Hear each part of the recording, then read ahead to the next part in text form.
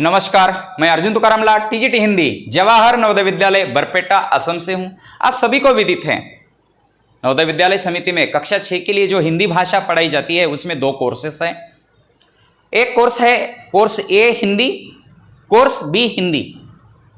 मैं आज जिस कोर्स की चर्चा करने जा रहा हूं ना वो कोर्स है बी कोर्स। अब बी कोर्स हिंदी की जो पाठ्यपुस्तिका है उस पाठ्यपुस्तिका का नाम जो है वो है ध्रुवा भाग 1। और ध्रुवा भाग 1 पाठ्यपुस्तिका के अंतर्गत विविध पाठ आते हैं। उनमें से एक पाठ है पतंग, जो यहां चित्र मैंने दिखाया है। बच्चे पतंग देखते ही खुश हो जाते हैं, बच्चों को चित्र बहुत पसंद आते हैं। तो इस चित्र में आपको ये पतंग पाठ दिखाई दे रहा है।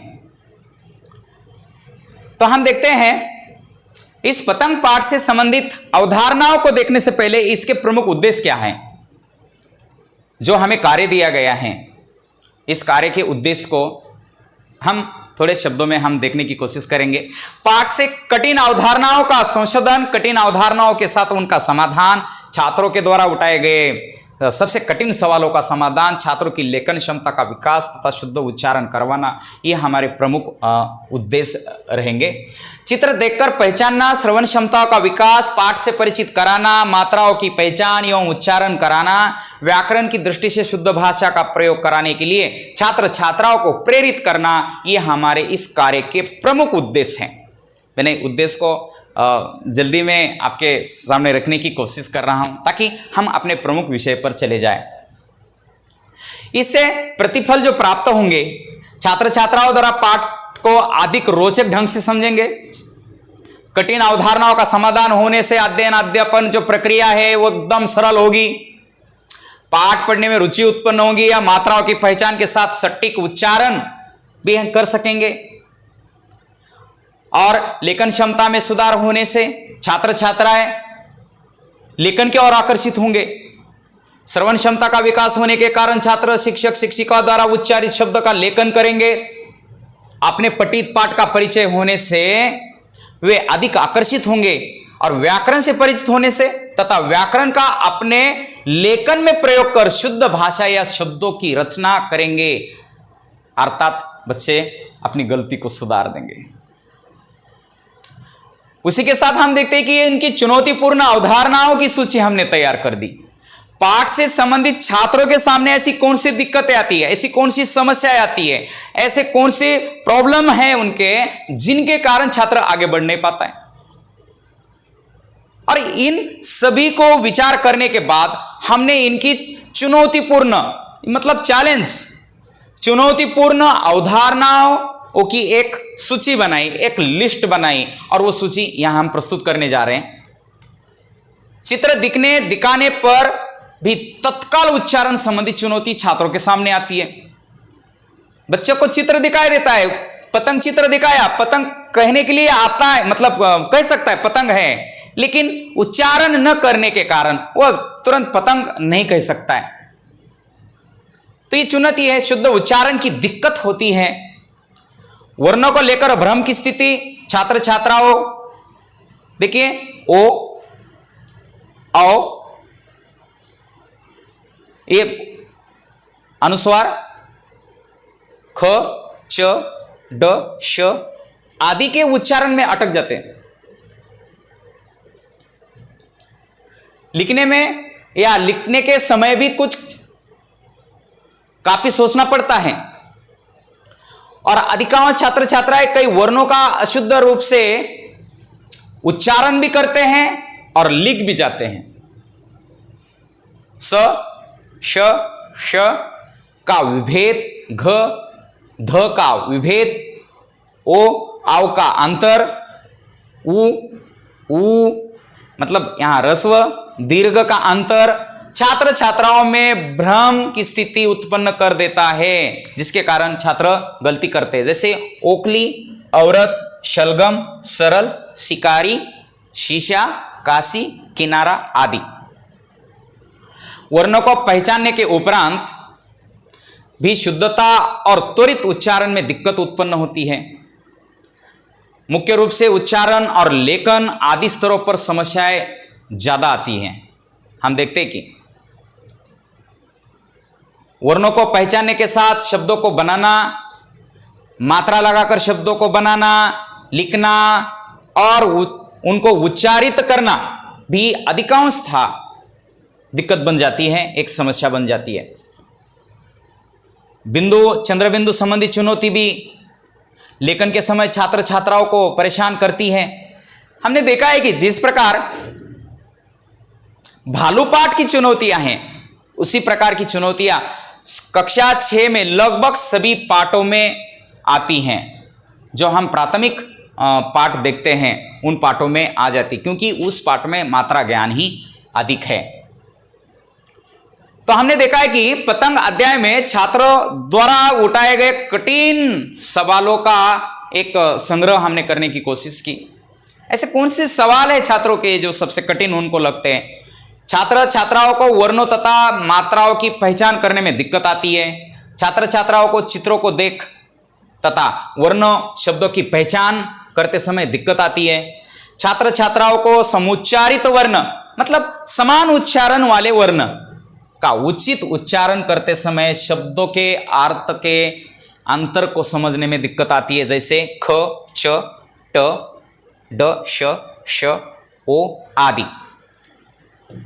हम देखते हैं कि छात्र छात्राओं को वर्णों तथा मात्राओं का लेखन तथा प्रयोग करने में भी दिक्कत आती है।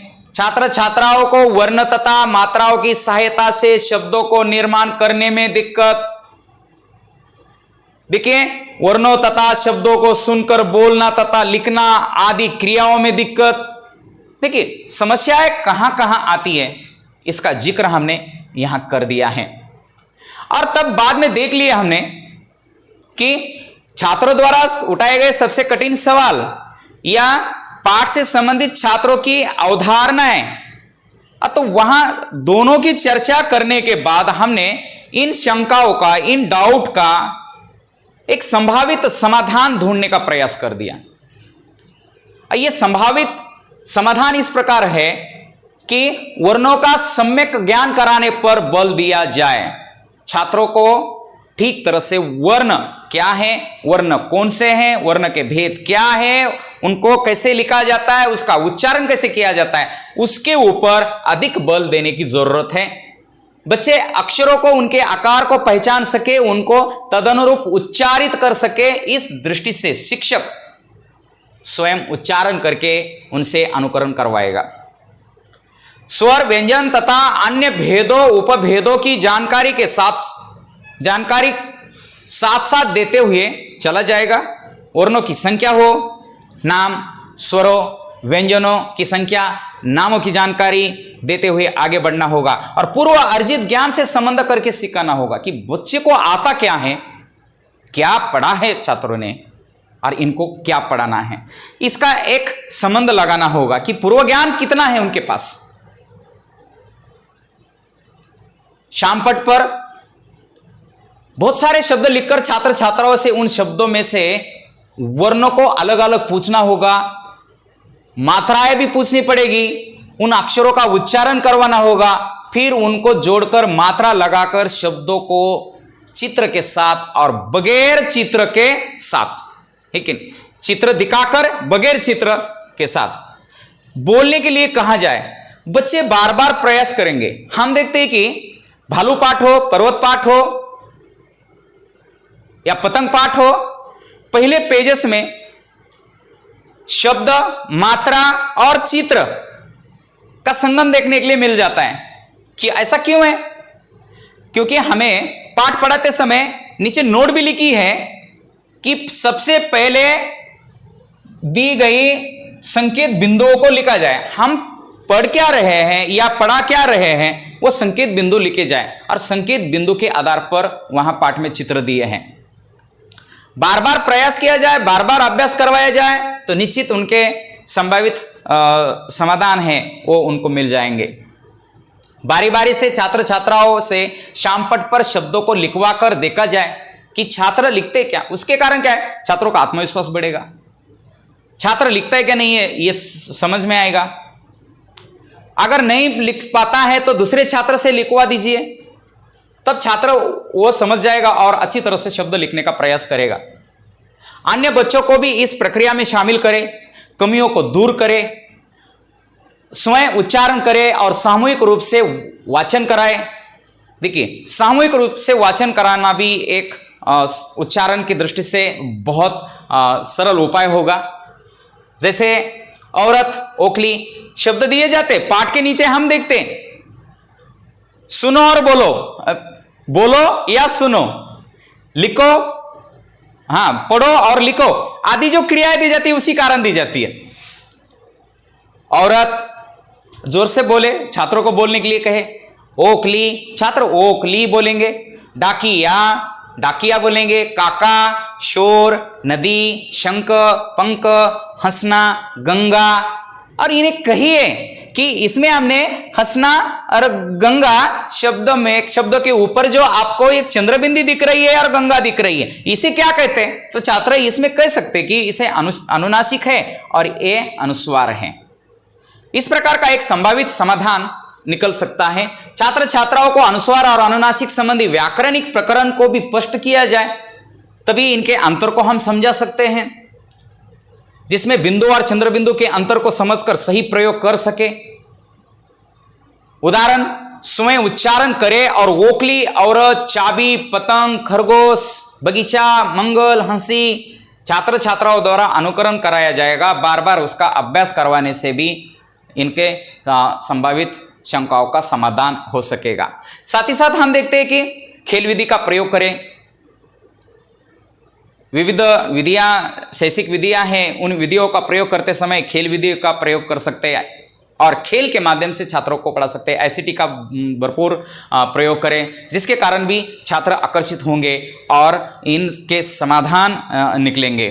तो आशा करता हूं कि ये समाधान मात्र है या बच्चों की अवधारणाएं या साथ ही साथ छात्रों द्वारा सबसे कठिन सवाल, ये सारा संग्रह हमने करके एक संभावित समाधान देने की कोशिश कर दी है। आशा करते हैं कि आपके कार्यों में ये संभावित समाधान निश्चित उपयोगी होंगे।